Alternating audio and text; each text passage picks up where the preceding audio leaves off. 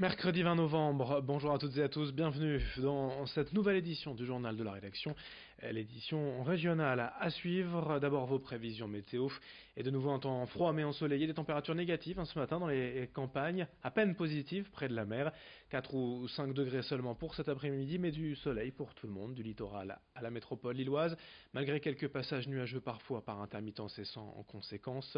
Le soleil sera bien un présent, une belle journée d'automne en perspective. À la une d'abord on parle d'emploi avec bien sûr les recrutements liés aux fêtes de Noël et le surplus d'activité pour de nombreuses entreprises. Illustration avec Amazon qui va ainsi embaucher près de 3000 personnes durant les prochaines semaines sur ce site de Lovin-Planck près de Douai. Alors des contrats courts évidemment pour assurer la réception des articles, la préparation des commandes, l'emballage des colis, mais sans besoin de diplôme ou de qualification. Cette phase de recrutement ne va durer que quelques semaines jusqu'à Noël. À long terme, l'entreprise a lancé l'école Amazon pour former ses salariés au titre de préparateur de commandes avec un diplôme reconnu à la clé. Explication à ce propos au micro de Rémi Desremeaux. Nous recrutons les personnes qui nous rejoignent sans diplôme prérequis en logistique et nous ne demandons pas d'expérience préalable en logistique.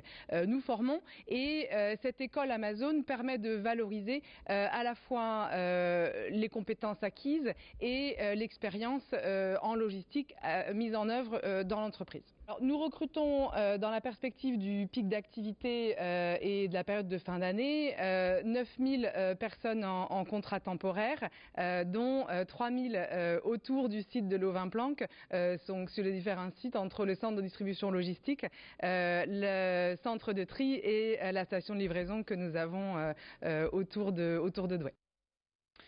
On parle de santé également dans ce journal. Après Octobre Rose et le cancer du sein, vous le savez sûrement, novembre est consacré au cancer masculin. Celui de la prostate particulièrement via l'opération Movember. Certains hommes sont invités à se laisser pousser la moustache en guise de soutien, mais le plus important tout de même c'est de parler de sensibilisation, de dépistage dès 50 ans. Car malheureusement, le cancer de la prostate ne prévient pas et ne donne aucun signe clinique avant d'atteindre un stade avancé. Il faut donc consulter, passer soit par un toucher rectal, soit par une prise de sang. Vous pouvez demander conseil à votre médecin traitant. L'important, c'est d'y penser. Explication au micro de Xavier Silly. Bon geste au quotidien, oui, mais sur de très longues années. En fait, ça, tout le monde devrait le faire. C'est le régime alimentaire.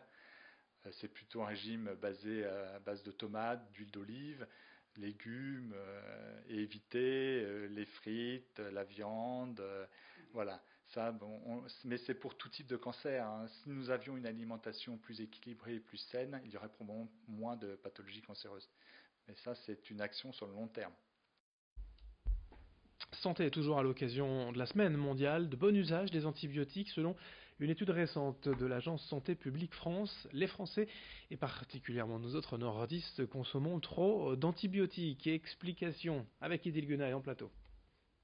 Ce rapport de l'Agence Santé publique France se base sur deux critères. Le nombre de doses prescrites.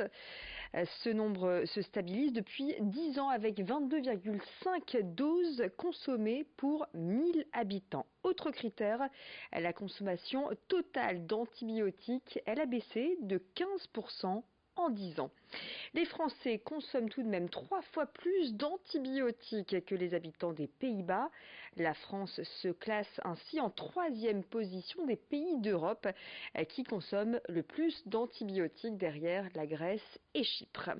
Alors quel est le risque de cette surconsommation ? Eh bien c'est l'antibiorésistance, c'est-à-dire la résistance des bactéries aux antibiotiques considérée comme l'une des menaces les plus sérieuses pour la santé publique selon l'OMS, l'Organisation mondiale de la santé. La région des Hauts-de-France figure parmi celles qui enregistrent le plus de prises d'antibiotiques avec la région PACA. Et selon l'agence Santé publique France, l'assurance maladie pourrait économiser jusqu'à 400 millions d'euros si la consommation d'antibiotiques était la même que celle des Pays-Bas. Sachez, pour terminer, que le ministère de la Santé publie conseils et recommandations sur les antibiotiques sur son site santé.fr. En ce 20 novembre, c'est également aujourd'hui la journée internationale des droits de l'enfant, l'occasion de rappeler le combat de l'association J'aime mes deux parents et de son président François Scheffer contre l'aliénation parentale. Il a été reçu récemment, début novembre, par les ministères de la Santé et de la Justice pour réfléchir à la nécessité d'écrire une loi pour diminuer les souffrances subies par les familles, les parents et donc surtout les enfants en cas de divorce conflictuel. L'association créée à Lille, à l'origine, porte ce projet de loi depuis plusieurs années et va prochainement ouvrir d'autres antennes en région et en France, preuve du besoin d'accompagnement des familles séparées pour éviter ces conflits. On l'écoute, François Scheffer, passé par notre plateau il y a quelques jours. Les propositions de loi, on en a faites par le biais de la commission des violences intrafamiliales à l'Assemblée nationale. Mais la loi n'est pas grand-chose si elle n'est pas appliquée derrière. Donc il y a tout un travail de réforme à mettre en place. Réformer la justice, ça c'est capital, parce qu'on se rend compte aujourd'hui que les juges ne sont pas vraiment capables de résoudre ces situations-là. Soit ça va être un grand coup de force par l'un ou l'autre juge, ou soit on va traiter l'affaire comme si c'était une séparation tout à fait normale. Et donc les résultats sont catastrophiques pour les enfants. Ou l'autre solution, c'est effectivement donc de pouvoir mener de front les deux, et c'est ce qu'on essaye de faire, donc, et des propositions de loi, mais aussi donc ce travail de réforme et de formation, parce qu'il faut que les professionnels soient formés à ces situations-là. Et puis pour terminer, on vous propose de découvrir une solution pour les personnes allergiques ou malades ayant peur de voyager, de peur de ne pas se faire comprendre. Un nordiste, Éric Portier, ancien sapeur-pompier et devenu douanier, a imaginé une application gratuite, Sam Onboard, pour traduire toutes les caractéristiques d'une allergie ou d'une pathologie dans la langue du pays visité. Il suffit de rentrer une bonne fois les données correspondant à sa maladie, à ses difficultés, et l'application les traduit dans les termes médicaux appropriés. Et déjà 4 langues sont disponibles sur l'application, bientôt 35. Présentation au micro de Rémi Desremeaux.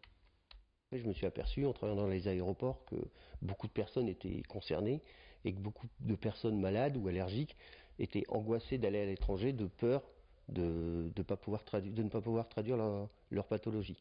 Donc c'est pour ça que je me suis dit, j'ai rajouté toutes les allergies et ensuite je me suis dit, autant faire les maladies. Et c'est pour ça, c'est une application évolutive. Donc le but pour moi, c'est qu'elle soit partagée, recommandée, pour qu'elle se développe et qu'elle reste utile, sachant qu'elle est autonome. Et comme elle fonctionne hors réseau, même en mode avion, si vous êtes dans un avion, vous avez un problème, si l'hôtesse de l'air est espagnole, vous pourrez faire traduire en espagnol. Et si par exemple vous avez besoin d'un médecin qui est allemand dans l'avion, elle sera traduite automatiquement en allemand et le médecin allemand pourra faire son premier bilan, même si vous ne parlez pas la même langue. Fin de cette édition régionale, à suivre d'autres infos en images jusqu'au prochain quart d'heure et un autre journal à suivre. Merci de votre fidélité, très bonne journée à toutes et à tous.